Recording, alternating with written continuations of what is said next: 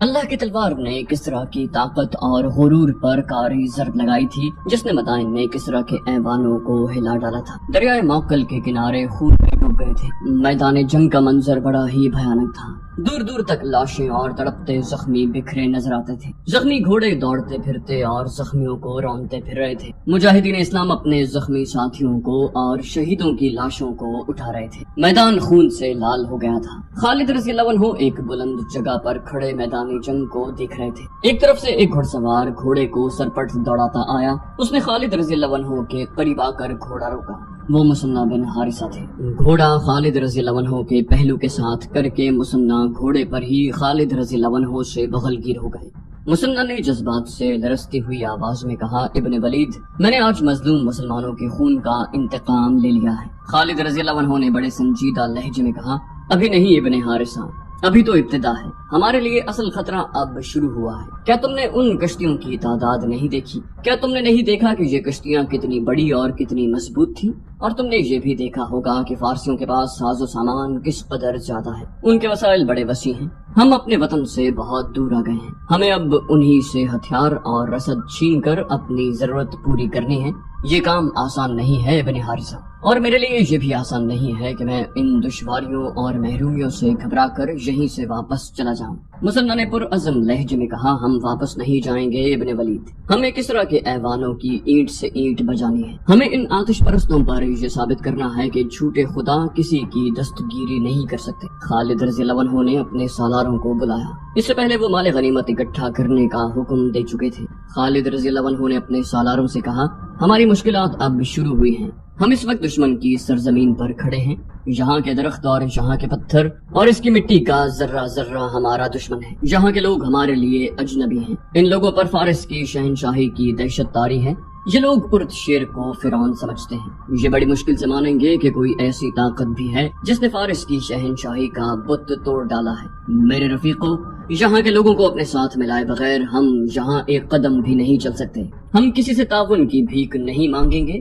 ہم محبت سے ان کے دل موہ لینے کی کوشش کریں گے، اور جس پر ہمیں ذرا سا بھی شک ہوگا کہ وہ ہمیں ظاہری طور پر یا درپردہ نقصان پہنچانے کی کوشش کر رہا ہے، ہم اسے زندہ رہنے کے حق سے محروم کر دیں گے۔ ہم ان لوگوں کو غلام بنانے نہیں آئے، ہم انہیں غلامی سے اور باطل کے عقیدوں سے نجات دلانے آئے ہیں۔ جو علاقے ہم نے لے لیے ہیں ان کے انتظامی امور کی طرف فوری توجہ دینی ہے۔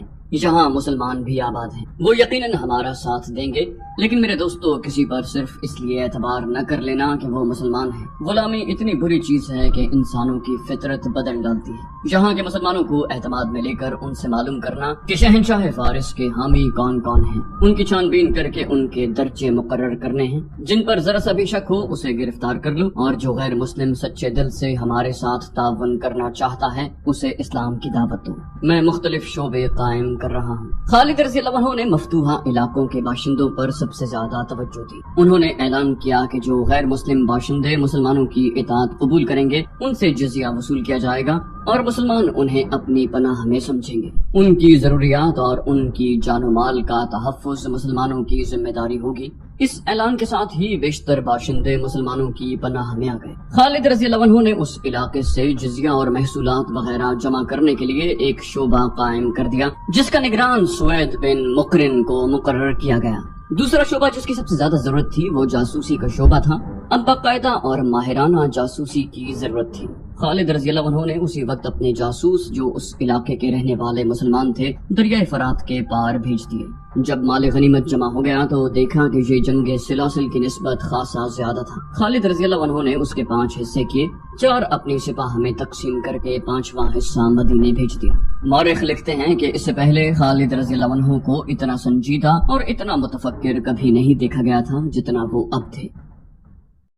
مئی 633 عیسوی کے پہلے ہفتے جو ماہ سفر 12 ہجری کا تیسرا ہفتہ تھا، زرتشت کے پجاریوں کے لیے دریائے فرات کا سرسبز و شاداب خطہ جہنم بن گیا تھا۔ اس قدر ناز تھا انہیں اپنی طاقت پر، اپنی شان و شوکت پر، اپنے گھوڑوں اور ہاتھیوں پر۔ وہ تو فرعونوں کے ہم پلہ ہونے کا دعویٰ کرنے لگے تھے۔ دجلہ اور فرات کے سنگم کے وسیع علاقے میں خالد رضی اللہ عنہ نے، جنہیں رسول اکرم صلی اللہ علیہ وسلم نے اللہ کی تلوار کا خطاب دیا تھا، فارس کے زرتشتوں کو بہت بری شکستیں دی تھی اور ان کے ہرمز قارن بن قریاس، انوش جان اور قباس جیسے سالاروں کو موت کے گھاٹ اتار دیا تھا، لیکن کسرا اردشیر نے ابھی شکست تسلیم نہیں کی تھی۔ اس کے پاس ابھی بے پناہ فوج موجود تھی اور مدینہ کے مجاہدین کو وہ اب بھی بدو اور صحرائی لٹیرے کہتا تھا۔ اس نے شکست تسلیم تو نہیں کی تھی، لیکن شکست اور اپنے نامور سالاروں کی مسلمانوں کے ہاتھوں موت کا جو اسے صدمہ ہوا تھا اسے وہ چھپا نہیں سکا تھا۔ ہربس کی موت کی اطلاع پر وہ اپنے دل پر ہاتھ رکھ کر دوہرا ہو گیا تھا۔ اس نے سنبھلنے کی بہت کوشش کی تھی،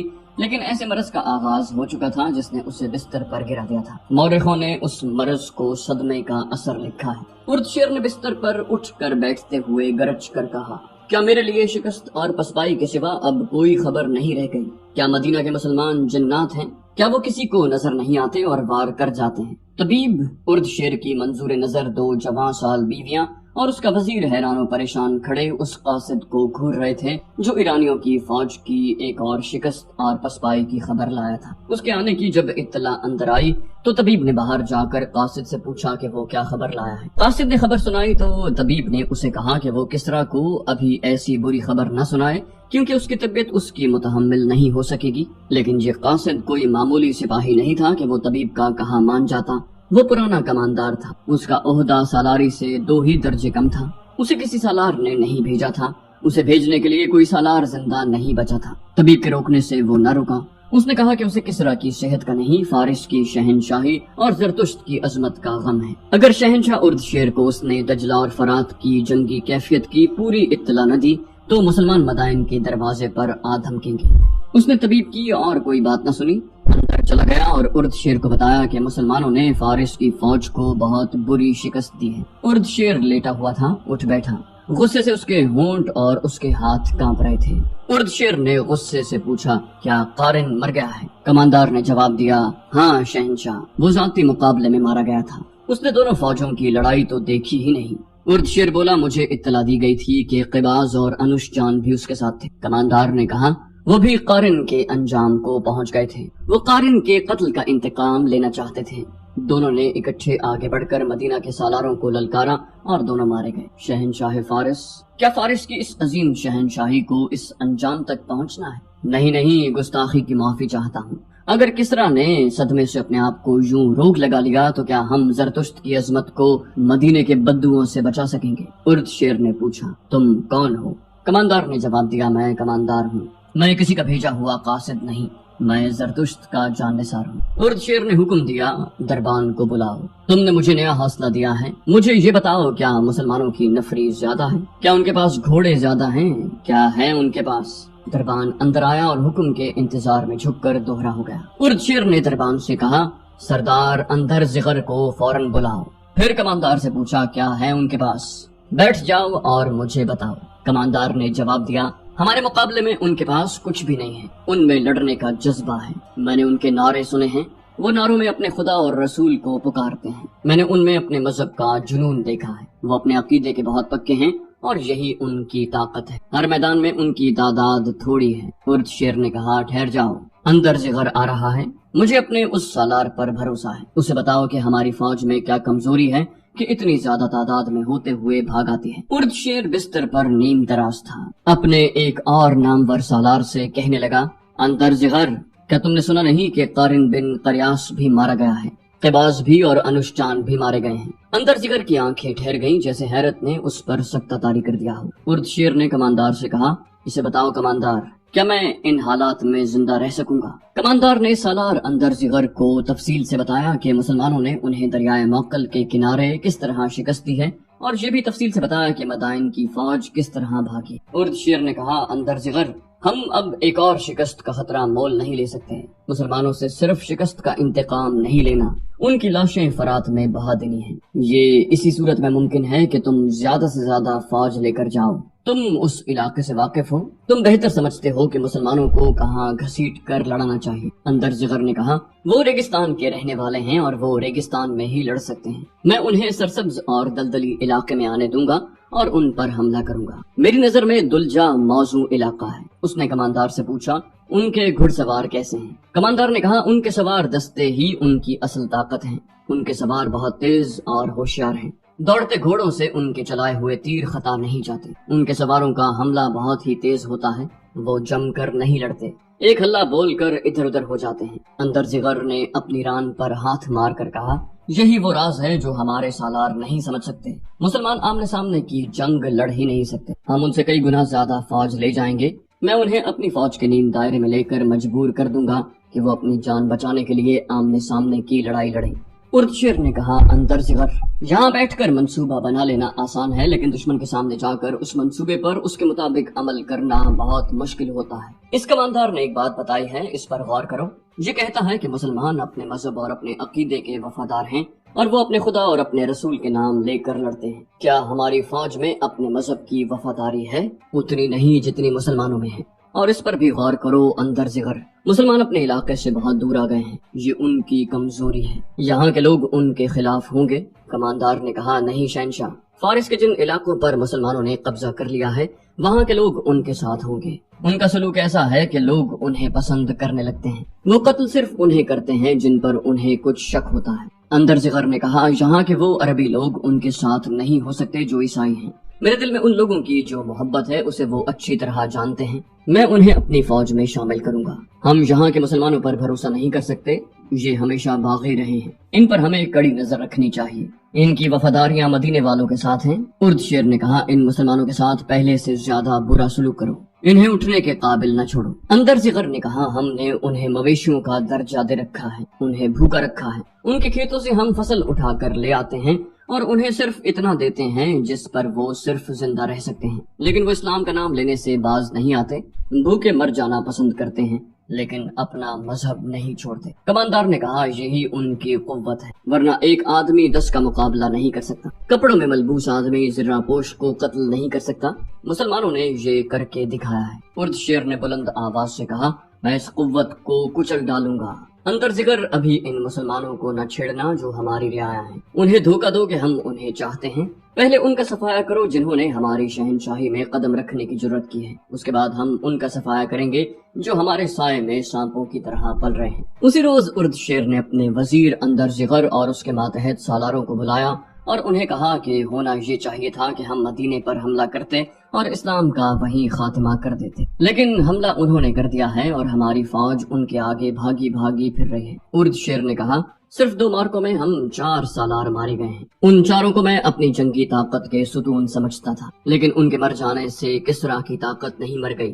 سب کان کھول کر سن لو، جو سالار یا نائب سالار شکست کھا کر واپس آئے گا اسے میں جلاد کے حوالے کر دوں گا، اس کے لیے یہی بہتر ہوگا کہ وہ اپنے آپ کو خود ہی ختم کر لے یا کسی اور طرف نکل جائے، فارس کی سرحد میں قدم نہ رکھے۔ پھر بولا اندر زغر، تم مدائن اور ارد گرد سے جس قدر فوج لے جانا چاہو لے جاؤ، سالار بہمن کو میں نے پیغام دیا ہے کہ وہ اپنی تمام تر فوج کے ساتھ فرات کے کنارے دلجا کے مقام پر پہنچ جائے، تم اس سے جلدی دلجا پہنچ جاؤ، وہاں خیمہ زن ہو کر بہمن کا انتظار کرنا، جو ہی وہ آ جائے دونوں مل کر مسلمانوں کو گھیرے میں لینے کی کوشش کرنا، ان کا کوئی ایک آدمی اور کوئی ایک جانور بھی زندہ نہ رہے، ان کی تعداد تمہارے مقابلے میں کچھ بھی نہیں، میں کوئی مسلمان قیدی نہیں دیکھنا چاہتا، میں ان کی لاشیں دیکھنا چاہتا ہوں، میں دیکھنے آؤں گا کہ ان کے گھوڑوں اور اونٹوں کے مردار ان کی لاشوں کے درمیان پڑے ہیں، تمہیں زرتشت کے نام پر حلف اٹھانا ہوگا کہ فتح حاصل کرو گے یا موت۔ اندر زغر دونوں فوجوں کا سپاہ سالار ہوگا۔ اندر زغر، تمہارے ذہن میں کوئی شک یا وسوسہ نہیں ہونا چاہیے، یہ بھی سوچ لو کہ مسلمان اور آگے بڑھ آئے اور ہمیں ایک اور شکست ہوئی تو رومی بھی ہم پر چڑھ دوڑیں گے۔ سالار اندر زغر نے کہا، شہنشاہ فارس اب شکست کی آواز نہیں سنیں گے، مجھے اجازت دیں کہ میں عیسائیوں کو اپنے ساتھ لے لوں، اس سے میری فوج میں بے شمار اضافہ ہو سکتا ہے۔ اردشیر نے کہا، تم جو بہتر سمجھتے ہو کرو، لیکن میں وقت ضائع کرنے کی اجازت نہیں دوں گا، اگر عیسائی تمہارے ساتھ وفا کرتے ہیں تو انہیں ساتھ لے لو۔ یہ عراق کا علاقہ تھا جہاں عیسائیوں کا ایک بہت بڑا قبیلہ بکر بن وائل آباد تھا، یہ لوگ عرب کے رہنے والے تھے، اسلام پھیلتا چلا گیا اور یہ عیسائی جو اسلام قبول کرنے پر آمادہ نہیں تھے عراق کے اس علاقے میں اکٹھے ہوتے رہے اور یہیں آباد ہو گئے، ان میں وہ بھی تھے جو کسی وقت ایرانیوں کے خلاف لڑے اور جنگی قیدی ہو گئے تھے، ایرانیوں نے انہیں اس علاقے میں آباد ہونے کے لیے آزاد کر دیا تھا، ان میں کچھ ایسے بھی تھے جنہوں نے اسلام قبول کر لیا تھا، انہیں مصنع بن حارثہ جیسا قائد مل گیا تھا جس نے انہیں پکا مسلمان بنا دیا تھا۔ مسلمانوں پر تو ایرانی بے پناہ ظلم و تشدد کرتے تھے، لیکن عیسائیوں کے ساتھ ان کا رویہ کچھ بہتر تھا۔ مورخوں نے لکھا ہے زرتشتی سالار اندر زغر ہرمس کی طرح ظالم نہیں تھا۔ مسلمانوں پر اگر وہ ظلم نہیں کرتا تھا تو انہیں اچھا بھی نہیں سمجھتا تھا۔ عیسائیوں کے ساتھ اس کا سلوک بہت اچھا تھا۔ اسے اب عیسائیوں کی مدد کی ضرورت محسوس ہوئی۔ اس نے ان کے قبیلے بکر بن وائل کے بڑوں کو بلایا۔ وہ اطلاع ملتے ہی دوڑے آئے۔ اندر زغر نے کہا اگر تم میں سے کسی کو میرے خلاف شکایت ہے تو مجھے بتاؤ، میں اس کا ازالہ کروں گا۔ ایک بوڑھے نے کہا کیا یہ بہتر نہیں ہوگا کہ سالار ہمیں فوراً بتا دے کہ ہمیں کیوں بلایا گیا ہے؟ ہم آپ کی رعایا ہیں، ہمیں شکایت ہوئی بھی تو نہیں کریں گے۔ ایک اور نے کہا ہمیں کوئی شکایت نہیں، آپ نے جو کہنا ہے وہ کہیں۔ اندر زغر نے کہا مسلمان بڑھے چلے آ رہے ہیں، شہنشاہ فارس کی فوج انہیں فرات میں ڈبو دے گی، لیکن ہمیں تمہاری ضرورت ہے، ہمیں تمہارے جوان بیٹوں کی ضرورت ہے۔ وفد کے بڑوں میں سے ایک نے پوچھا اگر شہنشاہ فارس کی فوج اسلامی فوج کو فرات میں ڈبو دے گی تو آپ کو ہمارے بیٹوں کی کیا ضرورت پیش آ گئی ہے؟ ہم سن چکے ہیں کہ فارس کی فوج کے 4 سالار مارے گئے ہیں، آپ ہم سے پوچھتے کیوں ہیں؟ ہم آپ کی رعایا ہیں، ہمیں حکم دیں، ہم سرکشی کی جرت نہیں کر سکتے۔ اندر زغر نے کہا میں کسی کو اپنے حکم کا پابند کر کے میدان جنگ میں نہیں لے جانا چاہتا، میں تمہیں تمہارے مذہب کے نام پر فوج میں شامل کرنا چاہتا ہوں۔ ہمیں زمین کے کسی خطے کے لیے نہیں، اپنے مذہب اور اپنے عقیدوں کے تحفظ کے لیے لڑنا ہے۔ مسلمان صرف اس لیے فتح پر فتح حاصل کرتے چلے آ رہے ہیں کیونکہ وہ اپنے مذہب کی خاطر لڑ رہے ہیں۔ وہ جس علاقے کو فتح کرتے ہیں وہاں کے لوگوں کو اسلام قبول کرنے کے لیے کہتے ہیں۔ جو لوگ اسلام قبول نہیں کرتے ان سے مسلمان جزیہ وصول کرتے ہیں۔ کیا یہ غلط ہے کہ تم میں وہ بھی ہیں جو اس لیے اپنے گھروں سے بھاگے تھے کہ وہ اسلام قبول نہیں کرنا چاہتے تھے؟ کیا تم پسند کرو گے کہ مسلمان آ جائیں اور تمہاری عبادت گاہوں کے دروازے بند ہو جائیں؟ کیا تم برداشت کر لو گے کہ مسلمان تمہاری بیٹیوں کو لونڈیاں بنا کر اپنے ساتھ لے جائیں؟ ذرا غور کرو تو سمجھو کہ ہمیں تمہاری نہیں بلکہ تمہیں ہماری مدد کی ضرورت ہے۔ ہم تمہیں ایک فوج دے رہے ہیں، اسے اور زیادہ طاقتور بناؤ اور اپنے مذہب کو ایک بے بنیاد مذہب سے بچاؤ۔ اندر زغر نے عیسائیوں کو مسلمانوں کے خلاف ایسا مشتعل کیا کہ وہ اسی وقت واپس گئے اور اپنے قبیلے کی ہر بستی میں جا کر اعلان کرنے لگے کہ مسلمانوں کا بہت بڑا لشکر قتل و غارت اور لوٹ مار کرتا چلا رہا ہے۔ وہ صرف اسی کو بخشتے ہیں جو ان کا مذہب قبول کر لیتا ہے۔ وہ جوان اور کم سن لڑکیوں کو اپنے ساتھ لے جائیں گے۔ اپنی لڑکیوں کو چھپا لو، مال و دولت زمین میں دبا دو، عورتیں بچوں کو لے کر جنگلوں میں چلی جائیں، جوان آدمی ہتھیار گھوڑے اور اونٹ لے کر ہمارے ساتھ آ جائیں۔ شہنشاہ فارس کی فوج ہمارے ساتھ ہے، یسوع مسیح کی قسم ہم اپنی عزت پر کٹ مریں گی، اپنا مذہب نہیں چھوڑیں گے۔ یہ ایک شور تھا، للکار تھی جو آندھی کی طرح دشت و جبل کو جن و انس کو لپیٹ میں لیتی آ رہی تھی۔ کوئی بھی کسی سے نہیں پوچھتا تھا کہ یہ سب کیا ہے، کس نے بتایا ہے کہ مسلمانوں کا لشکر آ رہا ہے، کدھر سے آ رہا ہے۔ بس جوش و خروش تھا۔ عیسائی مائیں اپنے جوان بیٹوں کو رخصت کر رہی تھی، بیویاں شوہروں کو اور بہنیں بھائیوں کو الوداع کہہ رہی تھی۔ ایک فوج تیار ہو رہی تھی اور اس کی نفری تیزی سے بڑھتی ہی جا رہی تھی۔ کس طرح کی فوج کے کماندار وغیرہ آ گئے تھے، وہ ان لوگوں کو ایک جگہ اکٹھا کرتے جا رہے تھے۔ ایک بستی میں لڑنے والے عیسائی جمع ہو رہے تھے۔ سورج کبھی کا غروب ہو چکا تھا، بستی میں مشعلیں گھوم پھر رہی تھیں اور شور تھا۔ بستی دن کی طرح بیدار اور سرگرم تھی۔ 2 آدمی جو اس بستی والوں کے لیے اجنبی تھے بستی میں داخل ہوئے اور لوگوں میں شامل ہو گئے۔ ان میں سے ایک نے کہا ہم ایک للکار سن کر آئے ہیں، ہم روزگار کی تلاش میں بڑی دور سے آئے ہیں اور شاید مدائن تک چلے جائیں۔ یہ کیا ہو رہا ہے؟ تم کون ہو؟ کسی نے ان سے پوچھا۔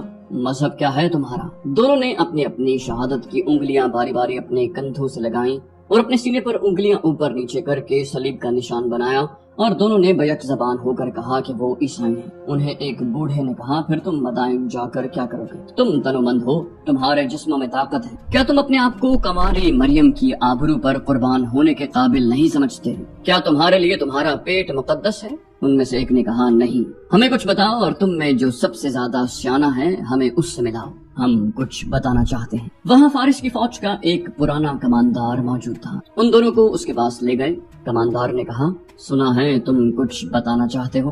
ایک نے کہا ہم اپنا راستہ چھوڑ کر آئے ہیں، سنا تھا کہ مسلمانوں کے خلاف ایک فوج تیار ہو رہی ہے۔ کماندار نے کہا ہاں ہو رہی ہے، کیا تم اس فوج میں شامل ہونے آئے ہو؟ عیسائی ہو کر ہم کیسے کہہ سکتے ہیں کہ ہم اس فوج میں شامل نہیں ہوں گے؟ ان میں سے ایک نے کہا ہم کاظمہ سے تھوڑی دور کی ایک بستی کے رہنے والے عرب ہیں، ہم مسلمانوں کے ڈر سے بھاگ کر ادھر آئے ہیں، اب آگے نہیں جائیں گے۔ تمہارے ساتھ رہیں گے۔ ہم بتانا یہ چاہتے ہیں کہ مسلمانوں کی تعداد بہت زیادہ ہے، لیکن سامنے وہ بہت تھوڑی تعداد کو لاتے ہیں، یہی وجہ ہے کہ تمہاری فوج ان سے شکست کھا جاتی۔ اس کے دوسرے ساتھی نے اسے کہا، اسے زمین پر لکیریں ڈال کر سمجھاؤ۔ پھر وہ ایرانی کماندار سے بولا، ہمیں معمولی دماغ کے آدمی نہ سمجھنا، تمہیں اچھی طرح سمجھا دیں گے کہ مسلمانوں کے لڑنے کا طریقہ کیا ہے اور وہ اس وقت کہاں ہیں، اور تم لوگ انہیں کہاں لا کر لڑاؤ تو انہیں شکست دے سکتے ہو۔ ہم جو کچھ بتائیں یہ اپنے سالار کو بتا دینا۔ ایک مشعل آ کر اس کا ڈنڈا زمین میں گاڑ دیا گیا۔ یہ دونوں آدمی زمین پر بیٹھ کر انگلیوں سے لکیریں ڈالنے لگے۔ انہوں نے جنگی اصطلاحوں میں ایسا نقشہ پیش کیا کہ کماندار بہت متاثر ہوا۔ ان میں سے ایک نے کہا، اگر ہمیں پتہ چل جائے کہ مدائن کی فوج کس طرف سے آ رہی ہے تو ہم تمہیں بہتر مشورہ دے سکتے ہیں اور کچھ خطروں سے بھی خبردار کر سکتے ہیں۔ کماندار نے کہا، 2 فوجیں مسلمانوں کو کچلنے کے لیے آ رہی ہیں، مسلمان ان کے آگے نہیں ٹھہر سکتے۔ ایک اجنبی عیسائی نے کہا، بشرطے کہ دونوں فوجیں مختلف سمتوں سے آئیں۔ کماندار نے کہا، وہ مختلف سمتوں سے ہی آ رہی ہیں۔ ایک فوج مدائن سے ہمارے بڑے ہی دلیر اور قابل سالار اندر ذکر کی زیر کمان آ رہی ہے، اور دوسری فوج ایسے ہی ایک نامور سالار بہمن جازویا لا رہا ہے۔ دونوں دلجا کے مقام پر اکٹھی ہوں گی، ان کے ساتھ بکر بن وائل کا پورا قبیلہ ہوگا۔ چند چھوٹے چھوٹے قبیلوں نے بھی اپنے آدمی دیے ہیں۔ دوسرے نے کہا، تو پھر تمہارے سالاروں کو جنگی چالیں چلنے کی ضرورت نہیں، تمہاری فوج تو سیلاب کی مانند ہے، مسلمان تنکوں کی طرح بہہ جائیں گے۔ کیا تم ہم دونوں کو اپنے ساتھ رکھ سکتے ہو؟ ہم نے تم میں خاص قسم کی ذہانت دیکھی ہے، تم سالار نہیں تو نائب سالار کے عہدے کے لائق ضرور ہو۔ کماندار نے کہا، تم میرے ساتھ رہ سکتے ہو۔ دونوں میں سے ایک نے کہا، ہم اپنے گھوڑے لے آئیں، ہم تمہیں صبح کو ملیں گے۔ کماندار نے کہا، صبح کوچ ہو رہا ہے، ان تمام لوگوں کو جو لڑنے کے لیے جا رہے ہیں ایک جگہ جمع کیا جا رہا ہے، تم ان کے ساتھ آ جانا، میں تمہیں مل جاؤں گا۔ دونوں بستی سے نکل گئے۔ انہوں نے اپنے گھوڑے بستی سے کچھ دور جا کر ایک درخت کے ساتھ باندھ دیے اور بستی میں پیدل گئے۔ بستی سے نکلتے ہی وہ دوڑ پڑے اور اپنے گھوڑوں پر جا سوار ہوئے۔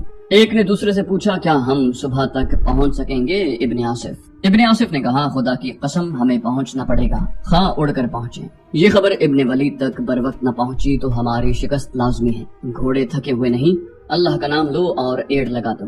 دونوں نے ایڑ لگائی اور گھوڑے دوڑ پڑے۔ ابن آصف نے بلند آواز سے اپنے ساتھی سے کہا، اشر، یہ تو طوفان ہے، اب آتش پرستوں کو شکست دینا آسان نہیں ہوگا۔ صرف بکر بن وائل کی تعداد دیکھ لو، کئی ہزار ہوگی۔ اشر نے کہا، میں نے اپنے سالار ابن ولید کو پریشانی کی حالت میں دیکھا تھا، کیا تم اس کی پریشانی کو نہیں سمجھے؟ اشر ابن آصف نے کہا، ہم اتنے طاقتور دشمن کے پیٹ میں آ گئے ہیں۔ اشر نے کہا، اللہ ہمارے ساتھ ہے۔ آتش پرست اس زمین میں لڑ رہے ہیں جو وہ سمجھتے ہیں کہ ان کی ہے، اور ہم اللہ کی راہ میں لڑ رہے ہیں جس کی یہ زمین ہے۔ یہ دونوں گھڑ سوار خالد رضی اللہ عنہ کے اس جاسوسی نظام کے بڑے ذہین آدمی تھے جو خالد رضی اللہ عنہ نے فارس کی سرحد کے اندر آ کر قائم کیا تھا۔ انہیں احساس تھا کہ وہ مدینے سے بہت دور اجنبی زمین پر آ گئے ہیں جہاں اللہ کے سوا ان کی کوئی مدد کرنے والا نہیں۔ خالد رضی اللہ عنہ نے دشمن کی نقل و حرکت پر نظر رکھنے کے لیے ہر طرف اپنی آنکھیں بچھا رکھی تھی۔ تو دوستو، یہ تھی ہماری آج کی ایپیسوڈ۔ امید کرتے ہیں آپ کو ہماری ایپیسوڈ پسند آئی ہوگی۔ جانے سے پہلے اس ویڈیو کو لائک، شیئر اور کامنٹ کرنا مت بھولیے، اور اگر آپ ہمارے چینل پر نئے ہیں تو اسے سبسکرائب کیجیے اور بیل آئیکن پر کلک کیجیے تاکہ آپ کو تمام ویڈیوز فوراً ملتی رہیں۔ اگلی ویڈیو تک کے لیے اپنا خیال رکھیے۔ اللہ حافظ۔